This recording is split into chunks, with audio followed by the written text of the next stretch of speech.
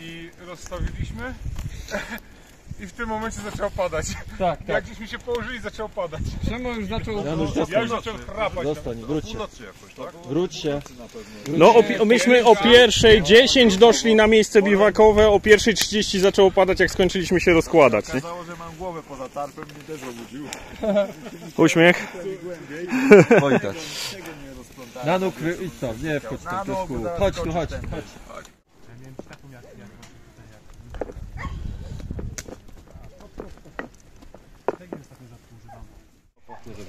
Okazało się, że od miejsca, w którym nocowaliśmy tymczasowo w bazie przejściowej do biwaku właściwego mamy 400 metrów, a nie ponad 2 km, tak pokazywała nawigacja. Jacy myśmy byli szczęśliwi, jak dotarliśmy do obozu dużo wcześniej niż przewidywaliśmy. Zdrożały, to prawda, ale tylko właśnie nie mam pochewki. Nie wiem, co to... Wojtek kupił jakby... Mora, nie? To jest... Mora klasik. Te plastikowe? Nie, skórzaną. Skórzaną. Nie warczał i one przyszły tak, kurde, i tak się kapeluszem zasłoniłem sobie jajca jak Ja się wyskoczył. No ale to faktycznie jest problem z tym przenoszeniem pistoletów, rewolwerów, nie? Że celują w nogi generalnie, to musi być dobrze zabezpieczone. Tak, tak. No, a w sumie zależy ci, żeby był załadowany, nie? No musi być załadowany, inaczej no. nie ma sensu. Kumpel sobie strzelił tak w nogę przy kolanie, gdzieś tu mu utkwiła kula. Strzelił raz, drugi, taką serię puszczał, raz, dwa, trzy, cztery. Kapiszon mu wypadł na rękę, oparzył się, puścił pistolet się odwrócił, zawiózł na cynglu i strzelił sobie. I tu prosto, wiesz, kula, wyciągali ją mu po 3 godzinach. Właśnie Mateuszowi opowiadałem. Ale na biwaku nie. Nie, na strzelnicy, więc jakby tam wszystko okej, nie? Prace inżynieryjne zaawansowane. To są takie 3 kręgi.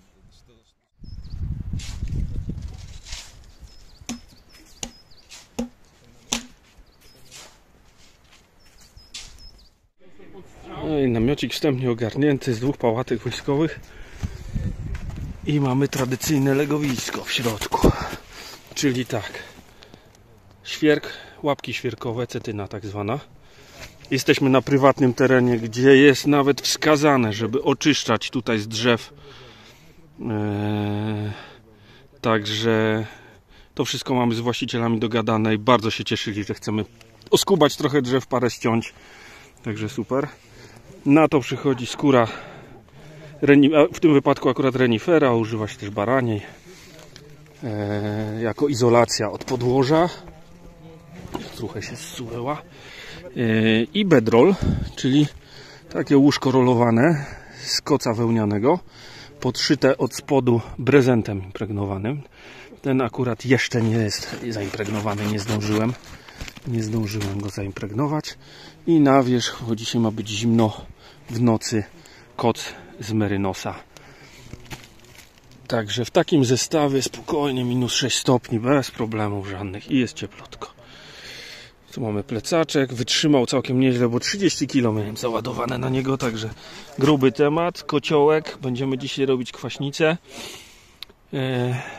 No i tak, sporo roboty. Tu ekipa śpi pod pokostowanymi tarpami bawełnianymi.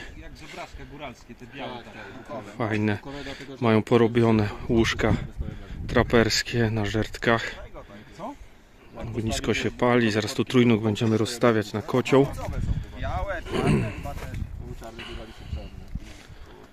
Bardzo ciekawe schronienia. To Mateusz je robi. To są poncza. Też bawełniane, impregnowane. W środku legowisko wykopane w śniegu. I tu też kocyki tradycyjne, wełniane. Tu w krzakach mamy tarpik Rufusa. Bardzo skromny, elegancki, leciutki. Takie schronionko. I też kocyk. I coś pod koc, żeby izolować od śniegu. Biega z nami wspaniały pies Nanuk. No tak, taki dobry pies. No i koniec, teraz to już będę musiał go głaskać aż do wieczora. Sypie się do butów. Muszę sobie w spodniach wszyć takie choćby haczyki, żeby tu o sznurówkę zaczepić i byłby spokój. Zapadamy się czasami po kolano w śniegu. Także fajne warunki, ale trudne.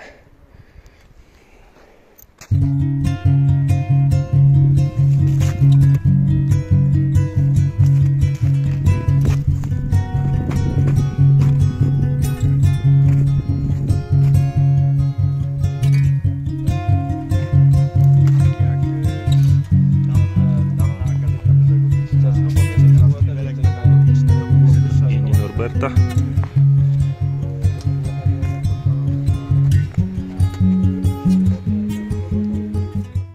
No i tylko te świecące oczka musisz. A co to jest, Norbert, w ogóle? Co? Co to jest? To jest pasy. To jest czubek. Czubek, tak. A to co ma na głowie? Koledzy. Koledzy. Ja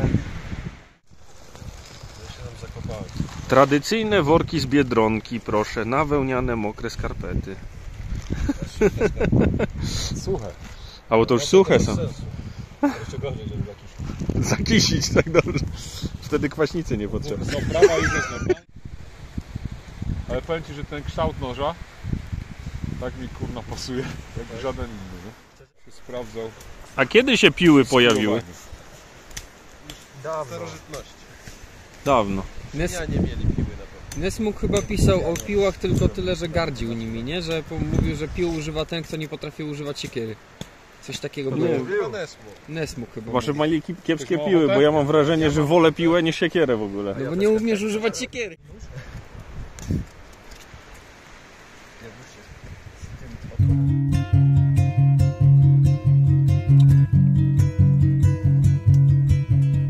Przyniosłem. O, ale to... No dobra. No, To ten za twojego tarpa. on jest aromatyzowany. Czy kwaśniczka, czy kapuśniak, jak to woli. Czy zupa z kapustą też może być. Znaczy ja to wrzucę. Aha, ten jeszcze się nastawia. Żeberka już są, trochę ziemniaków. Kukurydza? Nie kukurydza, Boże, marchewka.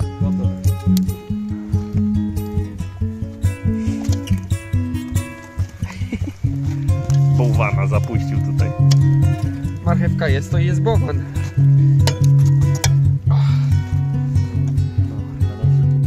Rufus, zrobiłem ci loda. Taki żółty.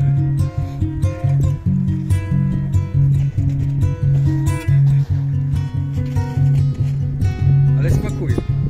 Dobry. No bo wszyscy tutaj odwodnieni, wiesz, to już ciężko o biały śnieg, nie? No właśnie, ale coś dobrego, coś wcześniej pił. Jakiś sad owocowy musiał być po drodze. Tłumacz się. Ja będę pił po nim.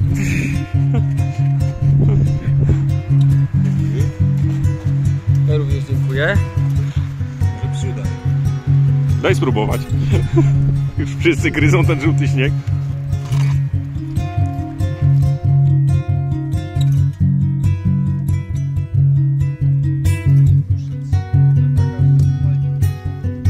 Wiadomo, że nie poszedł do Jupitera. Na kawę, żeby się rozbyć. Pierwsza akcja była, że idziemy bez śniadania. Nie, ale potem Mateusz mówi, no kurde, nim się zwiniemy, to się woda ugotuje. To nie? chociaż kawę, nie? Kawę się napijmy.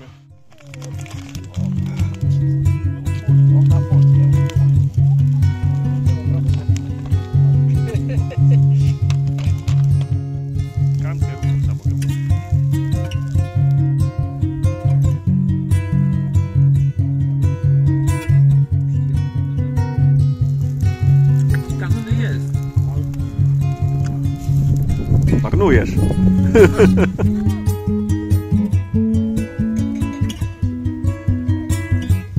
Wszyscy leżą po pysznej kwaśnicy. Ale nas obsypało.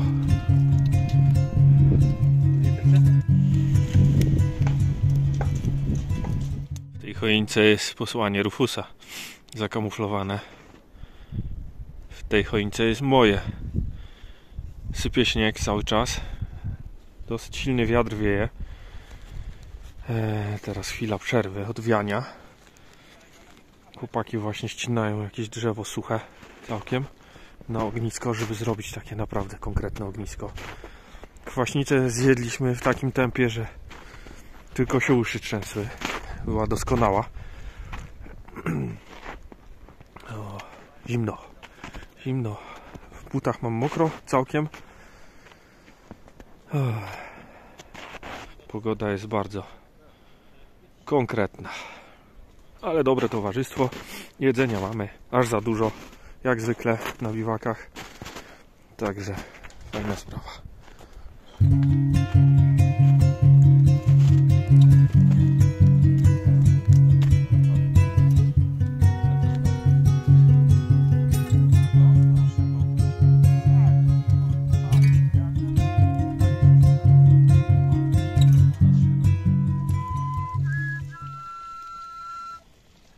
Weź Jasiu pistolet skład, zagraj na niej ładucha, niech się echo rozlegnie po mogielickich bukach.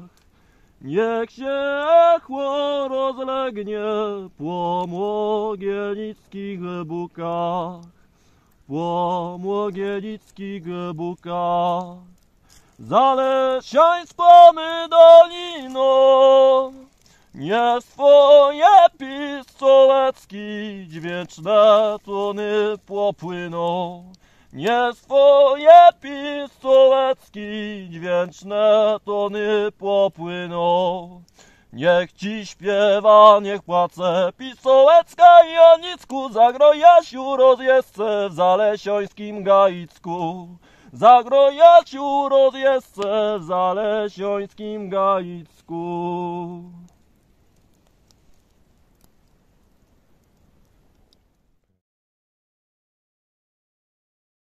Januk. Dzień trzeci. Nasypało śniegu sporo.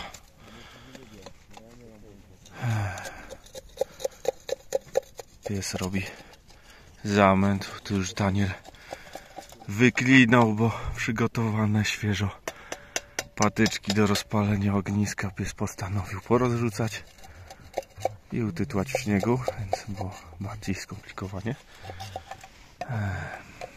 Czas się ruszyć. Buty mi zamarzły kompletnie. Wyjechały spod śpiwora, a że były mokre,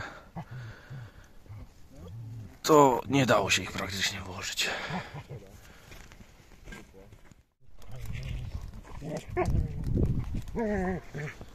Ty idź mi z tym kijem od namiotu mojego.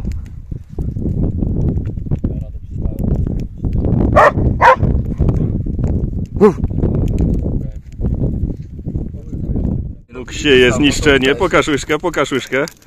Pies był głodny w nocy. Tu wszystkie patyki obrabia, nieważne czy rzeźbione, czy nie. To nie jest dobra edukacja.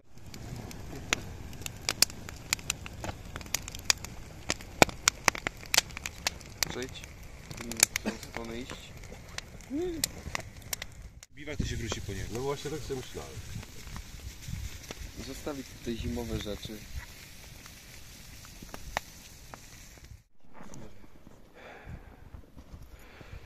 No i w zasadzie spakowane. Jeszcze dwie pałatki, rakiety śnieżne, lampion. Plecaczek się sprawdził bardzo dobrze, wytrzymał to katowanie. Niosłem na plecach prawdopodobnie powyżej 30 kg. Bo jak ważyłem to rakiet nie zważyłem, może jak wrócę do domu to zważę dokładnie wszystko. Regulator nie wytrzymał, problem. Zawiązany na sztywno. Za delikatne te regulatory. Nie trzeba też pomyśleć. Albo pakować się lżej. No i czas ruszać do domu. Biwaczek udany, wszyscy szczęśliwi, najedzeni. Pakujemy sprzęt.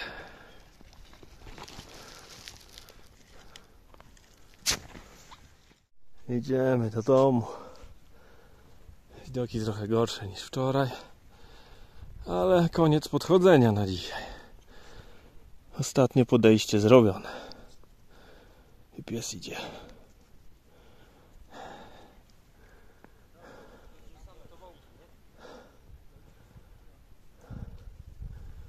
Rufus, Przemek i Mateusz. Na pewno na kanale Stary Wspaniały Świat u Rufusa pojawi się dużo bardziej profesjonalna relacja.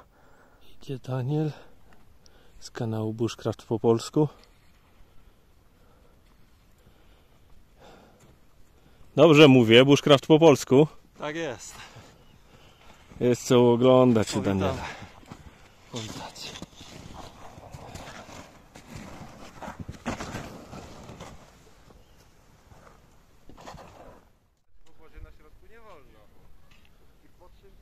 Idzie Norbert, administrator grupy Bushcraft Traditional na Facebooku.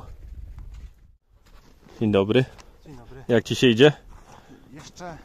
Jeszcze mam siłę. A ty z kijem, to jakieś ułatwienie w ogóle. No. Kijki trekkingowe w tamtych czasach to nie istniały. Ja bym tu normalnie dorobił takiego plecionego kijeczka. No bo ta wolframowa końcówka na tym to nie za bardzo pasuje, nie? Nie za bardzo, ale to jest takie, wiesz, macam gdzie głęboki śnieg, jak na bagnie. Był z nami też przez pół dnia Kuba z kanału Moje Ham Radio. I też już relacja od niego z tego wyjazdu jest na kanale. Koniec biwaku. Żegnamy się tutaj w zasadzie z górami. No ty to akurat zostajesz prawie w górach. I co? Fajnie było, nie? Bardzo fajnie. Za szybko, za krótko. Za krótko, no. I za wysoko. Szczególnie, że szliśmy tutaj 2 dni. Nie, żartuję. Bo tak sam raz. Tyle samo marszu, co na biwaku spędziliście. To kiedy następny taki? Wiesz co, ja mógłbym od razu, bo nie chcę mi się tego zanosić. O, bardzo... Dobra odpowiedź. Kurde, będzie mogło mu to trochę przeszkadzać? A może nie. Czekaj. Drugi sznurek dla właściciela. Tak jest. Czasem szczególnie po tym, że cały jest zlodociały. Chodź. YouTuberzy na koniec. Dzień dobry, panie youtuberze. Dzień dobry. Do zobaczenia następnym razem.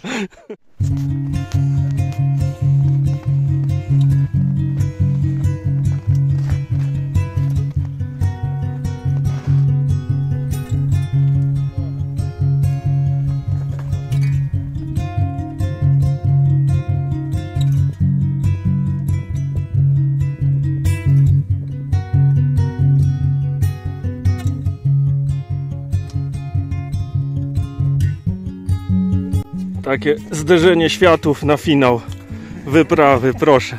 Jacy egzotyczni ludzie, nie wiemy skąd. Z kosmosu. No mówię, że coś błysnęło przy tej kapliczce na górze i kurczę, coś jest nie tak. Lasu nie poznajemy.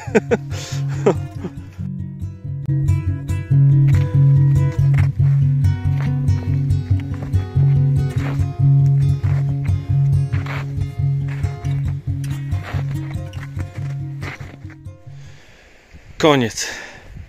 Dotarłem jako pierwszy. W jakimś transie takim szedłem już w dół. Męczące. Oj, męczące. Dużo gratów, dużo się zweryfikowało, dużo się nie sprawdziło w ogóle. Chociaż i tak w zasadzie minimalizowałem ten sprzęt. Fajnie, że z tą kwaśnicą się udało, bo jakby się nie udało i bym sobie pomyślał, że wniosłem 6 kg żarcia i kocioł, chyba bym się tam powiesił na którymś drzewie. Oczywiście żartuję. Ale tak, mądrą decyzją po drodze było to, że się zatrzymaliśmy, że nie szliśmy dalej. Nie szliśmy dalej. Rozbiliśmy tymczasowy obozik bardzo szybko. Akurat zaczął padać deszcz. I jednak się przespaliśmy od tej 2 nad ranem do powiedzmy 7.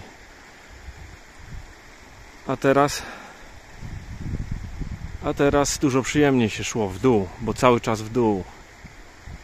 Z 1063 metrów na około 700. Także całkiem sporo i non-stop pod górę. Zero wytchnienia nigdzie w tamtą stronę. No nic, koniec tego gadania. Do zobaczenia na następnym biwaku.